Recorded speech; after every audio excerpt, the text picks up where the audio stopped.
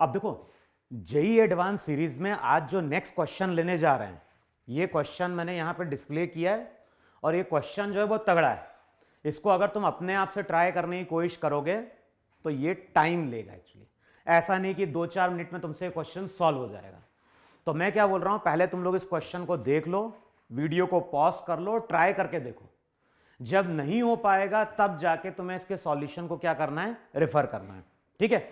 अच्छा, जो क्वेश्चन है, क्वेश्चन में क्या बोल रहा है, क्वेश्चन को अगर तुम देखोगे क्वेश्चन बहुत सिंपल सा लग रहा है। क्वेश्चन में क्या बोल रहा है, a light inextensible straight thread of length 3.2 metre is placed on a frictionless horizontal floor. A small block of mass 3 kg placed on the floor is attached at one end of the thread.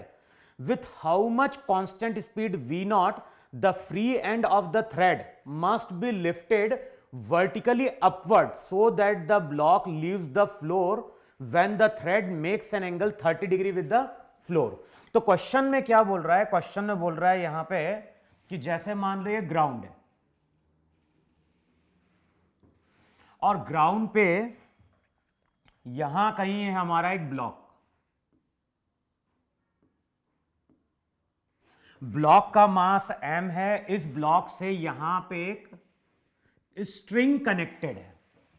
अच्छा, block जो भी है, block हमारा frictionless surface पे है और इस block को, ये जो ब्लॉक है, ब्लॉक का एक एंड स्ट्रिंग से कनेक्टेड है, स्ट्रिंग स्ट्रेट है और इस पॉइंट पे अब स्ट्रिंग को हम v वेलोसिटी से क्या कर रहे हैं, वर्टिकली अपवर्ड मूव कराना स्टार्ट कर रहे हैं। तो जो भी स्ट्रिंग है, स्ट्रिंग का ये पॉइंट मूव कर रहा है वर्टिकली अपवर्ड। अच्छा, जैसे हम स्ट्रिंग के इस पॉइंट को मूव कराओगे, यहां पे क्या डेवलप होगा, यहां पे डेवलप होगा टेंशन T और टेंशन के कारण ये ब्लॉक कहां चलना स्टार्ट कर देगा, ये ब्लॉक चलना स्टार्ट कर देगा टुवर्ड्स राइट। अच्छा, कुछ टाइम बाद देखो जरा डायग्राम कुछ ऐसा होगा कि नहीं होगा। वहां पे ये जो ब्लॉक रहा होगा, ये ब्लॉक मूव करके यहां कहीं आ गया होगा और ये जो स्ट्रिंग रहेगी, चेक करो, ये स्ट्रिंग कुछ टाइम बाद ऐसे यहां कहीं आ जाएगी कि नहीं आ जाएगी। और ये जो पॉइंट है, ये पॉइंट v वेलोसिटी से ऊपर की ओर जा रहा होगा, है कि नहीं। अच्छा, जब स्ट्रिंग का ये पॉइंट v वेलोसिटी से ऊपर जा रहा होगा तो ये ब्लॉक कहां जा रहा होगा, ये ब्लॉक जा रहा होगा हॉरिजॉन्टली। हम बात करने वाले हैं किस टाइम की, हम बात करने वाले हैं उस टाइम की जिस टाइम पे ये ब्लॉक कांटेक्ट लूज कर रहा है।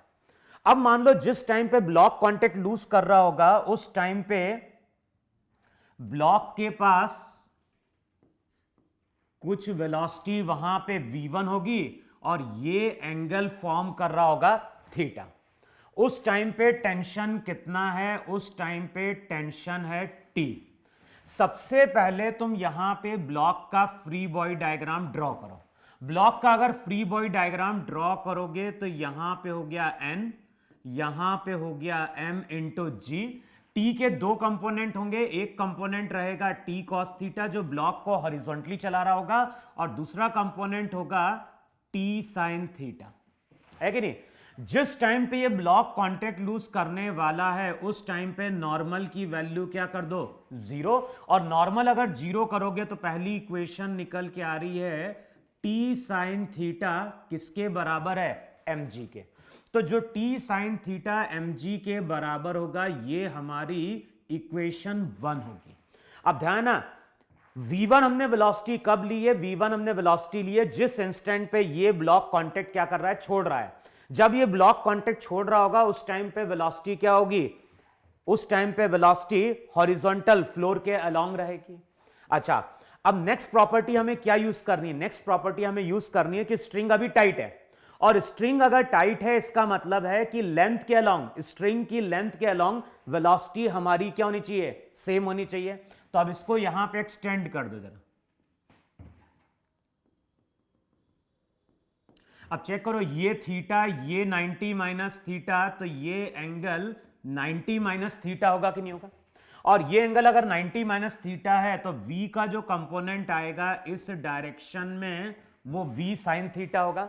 एक कंपोनेंट अगर स्ट्रिंग के अलोंग होगा तो दूसरा कंपोनेंट वहां पे परपेंडिकुलर होगा, और परपेंडिकुलर कंपोनेंट वहां पे v cos थीटा रहेगा। देखो है कि नहीं है वहां पे?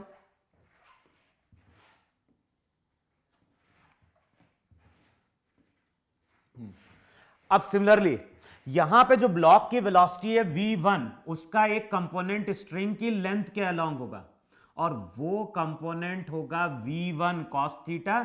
एक कंपोनेंट अगर लेंथ के अलोंग है तो दूसरा कंपोनेंट परपेंडिकुलर होगा, और वो कंपोनेंट होगा v1 sin थीटा। देखो है कि नहीं? अब नेक्स्ट प्रॉपर्टी हमें क्या यूज करनी है? नेक्स्ट प्रॉपर्टी हमें यूज करनी है कि स्ट्रिंग टाइट है तो हम लेंथ के अलोंग वेलोसिटी को इक्वेट करेंगे, तो इक्वेशन हो जाएगी v1 cos थीटा किसके बराबर? तो ये हो जाएगा v sin थीटा के बराबर। अच्छा, इसको v0 बोला है तो इसको v0 कर दो वहां पे, तो यहां पे हो जाएगा v1 cos थीटा किसके बराबर? v0 sin थीटा के। ये हो जाएगी हमारी इक्वेशन 2। देखो है कि नहीं?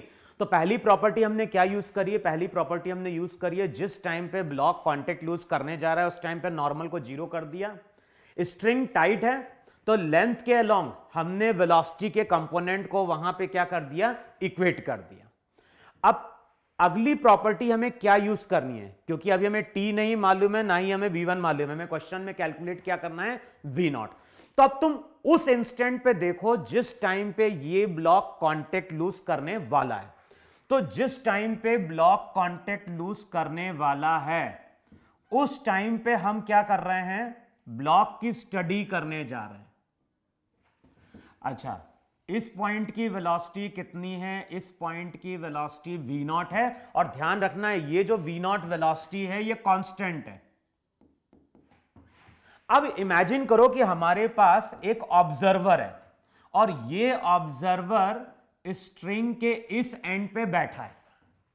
जिस टाइम पे ये ब्लॉक कांटेक्ट लूज कर रहा है उसकी वेलोसिटी उस टाइम पे v1 भले ही x के अलोंग है, लेकिन अब बताओ अगर मैं इस पॉइंट पे बैठ के अगर देखूंगा तो अब मुझे ये ब्लॉक बताओ इस तरह से सर्कुलर पाथ पे चलता हुआ दिखाई देगा कि नहीं दिखाई देगा? भाई ये पॉइंट तो कंटिन्यूअसली v0 वेलोसिटी से जा रहा है। तो अब अगर हम स्ट्रिंग के इस पॉइंट पे बैठ के देखेंगे तो अब इस ऑब्जर्वर को ये ब्लॉक हमेशा l डिस्टेंस पे मूव करता हुआ दिखाई देगा। इसका मतलब है कि इसके लिए पाथ वहां पे सर्कुलर हुआ कि नहीं हुआ। तो अगली प्रॉपर्टी हमें क्या यूज करनी है? हमें प्रॉपर्टी यूज करनी है स्ट्रिंग के जो एंड कांस्टेंट वेलोसिटी चल रहा है उस पॉइंट पे बैठ के अगर हम ब्लॉक को देखेंगे तो अब ये ब्लॉक L डिस्टेंस पे हमें मूव करता हुआ दिखाई देगा। तो इस ऑब्जर्वर के लिए ब्लॉक का पाथ वहां पे क्या होगा? सर्कुलर होगा। अच्छा, ब्लॉक का पाथ अगर सर्कुलर है तो ये ऑब्जर्वर जब ब्लॉक का फ्री बॉडी डायग्राम ड्रॉ करेगा तो फोर्सेस कौन कौन से शो करेगा? एक तो ये शो करेगा T इस डायरेक्शन में, दूसरा यहां पे क्या होगा? दूसरा यहां पे होगा m इंटू जी। अब चेक कर लेना यहां पे ये एंगल थीटा है कि नहीं है? वहां पे ये एंगल थीटा है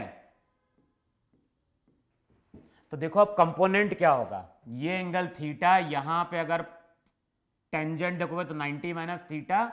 चेक करो ये 90 माइनस थीटा आ रहा है कि नहीं आ रहा है ये एंगल? अच्छा, इस ऑब्जर्वर को इस ब्लॉक का पाथ सर्कुलर दिखाई दे रहा है तो ये ऑब्जर्वर अब क्या करेगा? सेंट्रीपिटल फोर्स की इक्वेशन लिखेगा। अब इक्वेशन कैसे लिखेगा? यहां पे हो गया T, इस डायरेक्शन में जो कंपोनेंट दिख रहा है वो हमें दिख रहा है mg sin थीटा। चेक करो है कि नहीं वहां पे? नॉर्मल तो उस टाइम पे खत्म हो गया, तो हम सेंटर के अलोंग फोर्स देखेंगे तो इक्वेशन मेरी क्या बननी चाहिए? इक्वेशन मेरी बननी चाहिए वहां पे T minus mg sin theta. Check करो है कि नहीं है? T minus mg sin theta equals to क्या होगा? ml omega square. बताओ ये इक्वेशन 3 होगी कि नहीं होगी वहां पे? अच्छा, अब ओमेगा क्या है? तो ओमेगा ध्यान रखना वहां पे रिलेटिव एंगुलर वेलोसिटी है। तो इस ऑब्जर्वर को इस ब्लॉक की एंगुलर वेलोसिटी दिखाई दे रही है ओमेगा। अच्छा, ओमेगा रिलेटिव कैसे कैलकुलेट करते थे? तो जब भी हमें ओमेगा रिलेटिव कैलकुलेट करना होगा, अगर हमें रिलेटिव एंगुलर वेलोसिटी कैलकुलेट करनी है तो हम क्या करते थे, दोनों पार्टिकल को ज्वाइन करने वाली जो लाइन है, इन दोनों पॉइंट को ज्वाइन करने वाली जो लाइन है, उसके परपेंडिकुलर हम रिलेटिव वेलोसिटी कैलकुलेट करते थे। तो उसके परपेंडिकुलर रिलेटिव वेलोसिटी क्या है? v1 sine theta plus v0 cos theta. तो जिन दो पॉइंट को ज्वाइन करने वाली लाइन होगी, उस लाइन के परपेंडिकुलर रिलेटिव वेलोसिटी कैलकुलेट करेंगे, डिवाइडेड बाय वहां पे क्या कर दो, l कर दो। वहां पे चेक करो तो ये बनेगा कि नहीं बनेगा, v1 sine theta plus v0 cos theta by l। अब अगले स्टेप में बताओ v1 की जगह हम क्या पुट कर दें वहां पे? तो v1 की वैल्यू यहां पे हम पुट कर सकते हैं कि नहीं पुट कर सकते हैं? चलो आगे पुट करेंगे वहां पे वैल्यू, या करना है तो कर ही दो वहां पे। तो रिजल्ट हो जाएगा ओमेगा रिलेटिव, ये हो गया 1/L, तो कांस्टेंट है वहां पे। v1 की जगह लिखोगे v0 sine square theta by cos theta plus हो जाएगा v0 कॉस थीटा। देखो है कि नहीं है वहां पे? अब इसको अगर सिंप्लीफाई करोगे तो चेक करो, v0 बाय एल बाहर आएगा, कॉस थीटा मल्टीप्लाई होकर कॉस स्क्वायर थीटा हो गया, sine square plus cos square theta हो गया 1 अपॉन, नीचे केवल आ जाएगा कॉस थीटा। बताओ यही हमारी रिलेटिव एंगुलर वेलोसिटी होगी कि नहीं होगी? अब बताओ हमें रिलेटिव एंगुलर वेलोसिटी मालूम है, तो इक्वेशन क्या लिखोगे? इक्वेशन लिखोगे टी की जगह अब क्या पुट करोगे? टी की जगह पुट करोगे mg by sine theta minus mg sine theta equals to ml omega का स्क्वायर का मतलब हो गया v0 square by L square cos square theta. m cancel out होगा, g कॉमन लो, एलसीएम लोगे तो रिजल्ट क्या हो जाएगा? रिजल्ट हो जाएगा वहां पे 1 minus sine square theta by sine theta, एक एल भी कैंसिल आउट होगा तो v0 square by cos square theta. 1 minus sine square theta क्या दे देगा? Cos square theta. तो अगले स्टेप में जो रिजल्ट आएगा वो आएगा g by L cos to the power 4 theta upon sine theta. Check करो ये v0 स्क्वायर है कि नहीं है? तो v0 की वैल्यू क्या हो जाएगी? v0 की वैल्यू हो जाएगी under root g by L sine theta. देखो चेक करो है कि नहीं है वहां पे? अच्छा यहां पे एक l कैंसल आउट होगा, तो ये जो l आ रहा होगा, ये l आ रहा होगा नीचे, एक l कैंसल आउट होगा तो l नीचे आएगा, तो यहां पे जब मल्टीप्लाई करोगे तो l ऊपर चला जाएगा, तो रिजल्ट हो जाएगा under root g L upon sine theta into cos square theta. अब वैल्यू पुट करो, g की वैल्यू कितनी लेनी है? 10, l कितना? 3.2, साइन 30, थीटा लेना है। क्वेश्चन में गिवन है किस टाइम पे ब्लॉक कांटेक्ट लूज कर रहा है? तो जब एंगल वहां पे कितना था? 30 डिग्री। थीटा की वैल्यू 30 डिग्री पुट करोगे तो into 2 cos square theta, check करो 3/4। तो अगले स्टेप में क्या हो गया? 10, 32 इंटू 2 64, तो ये हो जाएगा 8 इंटू 3/4। सॉल्व करोगे तो रिजल्ट आ रहा होगा वहां पे 6 मीटर पर सेकेंड। इसका मतलब है कि अगर स्ट्रिंग के इस एंड को, अगर हम स्ट्रिंग के इस एंड को 6 मीटर पर सेकेंड से कंटिन्यूअसली वर्टिकली अपवर्ड मूव कराएंगे तो उस केस में ये ब्लॉक कांटेक्ट लूज कर देगा जिस टाइम पे एंगल कितना बन रहा होगा? 30 डिग्री बन रहा होगा। क्लियर है? तो मैंने क्या बोला है, क्वेश्चन को पहले तुम नोट डाउन करना और पहले अपनी तरफ से एक अटेम्प्ट लेके देख लो, उसके बाद इस क्वेश्चन का सॉल्यूशन देखो और उसको समझने की कोशिश करो। यहां पर हमने बहुत सारे कॉन्सेप्ट यूज करे। एक तो हमने कॉन्सेप्ट यूज क्या ही किया, जिस टाइम पे कोई बॉडी कांटेक्ट छोड़ने वाली होती है उस टाइम पे नॉर्मल को जीरो कर देते हैं। फिर दूसरी प्रॉपर्टी हमने स्ट्रिंग कांस्टेंट की यूज करी है कि अगर स्ट्रिंग टाइट है तो ग्राउंड के रेस्पेक्ट में जो भी वेलोसिटी होगी लेंथ के अलोंग उसको हम इक्वेट कर देंगे। फिर नेक्स्ट प्रॉपर्टी हमने क्या यूज करी है कि अगर हम स्ट्रिंग के इस पॉइंट पे बैठ जाएं तो इस पॉइंट पे बैठ के अगर ब्लॉक को देखोगे तो उसके बाद ये ब्लॉक सर्कुलर पाथ पे चलता हुआ क्या होगा, दिखाई देगा। लेकिन ये ऑब्जर्वर जिस फ्रेम पे बैठा है, ध्यान रखना, वो हमारा इनर्शियल फ्रेम है। और ये अगर इनर्शियल फ्रेम है तो हमें कोई सीडो फोर्स की जरूरत नहीं पड़ी। यहां पे हमने केवल शो किया टेंशन, यहां पे शो किया mg, और हमने सेंट्रीपिटल फोर्स की इक्वेशन वहां पे क्या कर दी, लिख दी वहां पे। देखो है कि नहीं है। उसके बाद इक्वेशन को सॉल्व किया, आंसर हमारा कितना निकल के आ गया, 6 मीटर पर सेकेंड आ गया। तो क्वेश्चन तगड़ा है, क्वेश्चन को सॉल्व करने में यहां पे क्या होगा, दिमाग लगेगा। ठीक है, तो नोट डाउन कर लो इसको अब यहां पे।